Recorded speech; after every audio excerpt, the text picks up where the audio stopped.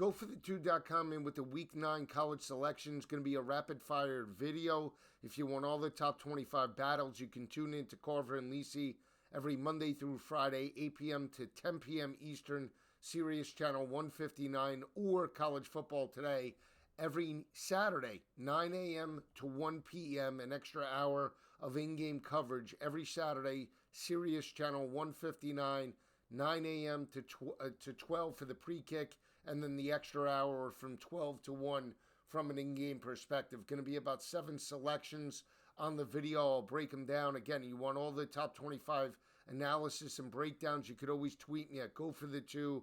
That's the number 2. Or listen to the Carver and Lisi show or College Football Today every Saturday. Let's jump right into it. Going to attack a lot of teams coming off bye, so I'll break it down right now. You look at first battle in the Big Ten. We have Ohio State on the road in Madison. Very difficult place to play. Ohio State gets the 20-12 win over Penn State. They jump out fast with Kyle McCord to Marvin Harrison. Never look back. Completely make Penn State one-dimensional. Hold them to only 49 rushing yards on the game. Aller, very ineffective, and that was a testament to Jim Knowles and the secondary for Ohio State. You look at Wisconsin heading into this ballgame. Braden Locke did lead the come-from-behind win. They pull it out in the second half, 25-21 over the Illini. Now they're at home catching 2 touchdowns and a half a point. You look at this Wisconsin team still being able to run the football effectively, 180 yards on the ground. You look at Braylon Allen, another dominating performance, $140, 5 yards per carry, and that should carry well in this ballgame. The Wisconsin defense, very good. They're only giving up about 136 rushing yards per game, but more importantly, 196 in terms of the secondary, holding opposing quarterbacks to only 56% completion percentage and right around 6 yards per pass completion. That could force Kyle McCord into short to intermediate throws. Not only that, but Braden Locke might be a better fit for the scheme with Phil Longo than you look at with Tanner Mordecai. Mordecai struggled before hurting his hand a couple of weeks ago, but very ineffective in terms of the passing game. Up until that game against Iowa, had only thrown 3 touchdowns. Braden Locke, in terms of this ball game, even though it was the Fighting Illini, did throw for 240 and 2 touchdowns. I'm going to take the points in terms of a primetime matchup. Give me the points. Very difficult place to play in Camp Randall. Think Wisconsin keeps this ball game very close over the Ohio State Buckeyes, especially with the Buckeyes on the road after the emotional win against Penn State. Another big ball game takes place in the Pac-12. It's Oregon and Utah. Oregon stepped up, dominated Washington State from start to finish. Washington State and Cam Moore did score a late touchdown with about a minute left to cover that ball game in the closing minutes. Cam Ward had a dynamic performance, though, over 300 yards. This is still an Oregon defense giving up only 96 rushing yards per game. Very good in terms of the back end, holding opposing quarterbacks to right in the area of about 217 passing yards per game, holding opposing quarterbacks to 56% completion percentage. But you have a Utah team on the other side that is riding an 18-game home winning streak. The line opened up at 5.5. It's up to 7. Oregon looks like the more dominant team, but Utah, to me, is running the football very effective. Bryson Barnes playing very well within the scheme, and this is still a Utah defense giving up only 2.9 yards per rush. Very solid in terms of third down defense. 23% in terms of holding opposing offenses to their third down opportunities, 56% in terms of the secondary completion percentage. I think that'll carry well against Bo Nix. And we keep talking about Oregon dating back to 2017 being very inconsistent on the road or on a neutral field. They struggled against Washington, got the cover. However, I think this is a difficult spot.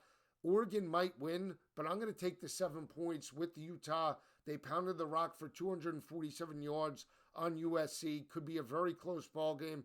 Might come down to a field goal. I'll take the home dog plus the 7 points in this matchup. Tennessee on the road against Kentucky. You look at this ball game. Tennessee has won 2 straight in the series. Last year they dominated this ball game 44-6. You have Tennessee that played very well in terms of a first half perspective against Alabama. Joe Milton with 270 through the air. They build a 20-7 first half lead. Cannot make second half adjustments and lose that ball game due to the scoop and score 34-20. You have Kentucky coming out of a bye week, playing very well at home, 4-1 overall. And I know it's an intra-state rivalry game. However, I'm going to take the more complete offense and defensive lines and the more complete quarterback in Tennessee. They're laying a 3.5-point number heading into this matchup, but we keep talking about how the identity of Kentucky is. They're pounding the rock for 155 rushing yards per game.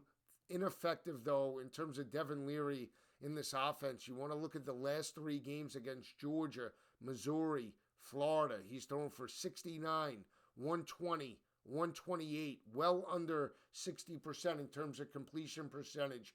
This is still a Tennessee defense giving up 33% on third down conversions. Very good in run support. Back end only giving up around 200 passing yards per game. They give up only a lot of short to intermediate throws. Played very well, at least in the first half against Alabama. Played very well in terms of Texas A&M.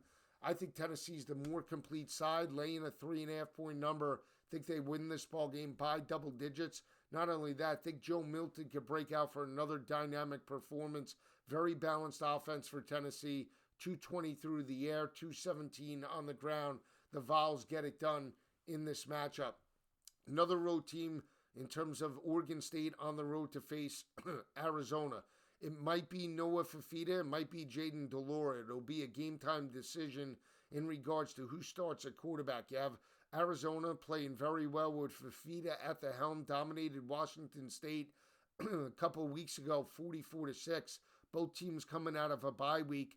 But I just go to the physicality of Oregon State. They have the more experienced quarterback in terms of DJU. Damian Martinez and that offense are averaging 196 rushing yards per game. Very solid in run support. Like the back end and like Jonathan Smith in this coaching spot on the road to face off against Arizona. I think Arizona maybe overexceeded expectations. They've gotten 3 straight covers. The bye week comes. Could disrupt the timing, even if it's Noah Fifita in this matchup. He's still a redshirt freshman. If he does get the start, that's a very experienced secondary and defense that has forced turnovers, most notably a couple weeks ago against a young quarterback in Dante Moore, like Oregon State, laying a very short number, 3.5 in terms of that matchup. Home dog, Baylor and Iowa State. Iowa State very well and playing well with Rocco Becht at the helm. You saw Baylor knock off Cincinnati. They forced some turnovers, got the scoop and score to win that ball game 31-29. They won it by 2.5 as a 2.5-point dog. This line to open up basically is pick. A lot of movement on Iowa State right now. Iowa State now running the football effectively still under Matt Campbell. That is the MO for Iowa State in terms of the past, 5 or 6 seasons for the Cyclones. They've been very dominant in terms of the rushing attack, working off of play action. Rocco Becht completing well over 60% of his passes. But Iowa State is only rushing for 117 yards on the ground, 3.7 yards per carry. They're 1-2 in terms of road games heading into this matchup, and that's a cause of concern going up against a veteran defensive coordinator in Dave Aranda, and Blake Shapen, the quarterback, playing much better. Back-to-back 300-yard performances. I know one of them was against Texas Tech, but they still can throw the football. As a home dog, I favor Baylor in this spot. Don't like Rocco Becht in terms of this type of environment. Think the secondary could force some turnovers. Like Baylor to strike the mild upset at home over Iowa State in this ball game. 2 other teams we're going after. Oklahoma State laying 7.5 against Cincinnati. You have a Cincinnati team that has lost 5 straight. On the flip side, you have an Oklahoma State team that is now coming into form. 3 straight wins. Ali Gordon with another huge performance. 282 rushing yards per game. Alan Bowman, 210 through the air. Even though Oklahoma State running the football, and I know Cincinnati playing very well in run support, holding opposing offenses to around 110 rushing yards per game, this is a defensive line in terms of Oklahoma State that is playing much more physical They're forcing 3-and-outs. Their third down defense has been much better. They played in a very difficult environment against West Virginia, went toe-to-toe, score for score. Defense forced a couple of key third down and, more importantly, fourth down stop against Garrett Green. The offensive line is getting a push. There's a potential look ahead for Bedlam on deck with Oklahoma, but I don't think it happens. They're playing at home. They laid this number against South Alabama and lost, going up against a team that they should beat. I think they take care of business, like the consistency of Oklahoma State right here, right now, at the middle point of the season. They're 5-2 overall. They're playing much better in terms of the Big 12, have now gotten 3 straight Big 12 wins. They're 3-1. This could be their fourth. I think they get it done Saturday night in Stillwater, laying the 7.5. I'm taking Oklahoma State in terms of that ball game. Last one on the board. I'm going to go a little bit against the grain.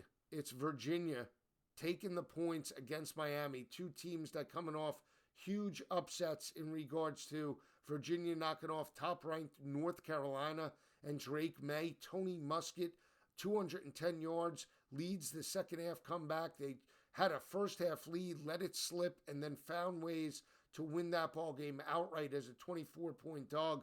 On the flip side, we have Miami that struck the upset over Clemson in overtime. You look at the last 5 meetings dating back since 2018, very close ball games.